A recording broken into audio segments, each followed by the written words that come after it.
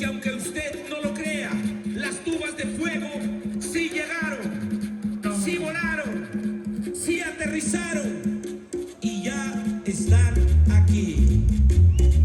Mientras tanto,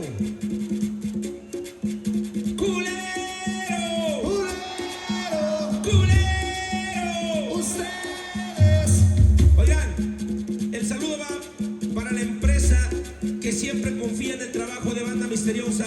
Muchísimas gracias para todos los compañeros músicos que compartieron esta noche, esta madrugada con nosotros. Siempre, de verdad, es un verdadero placer.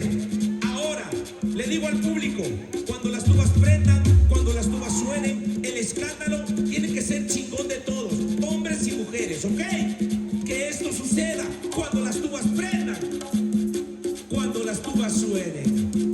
Por eso te digo que aquí empieza la cuenta regresiva.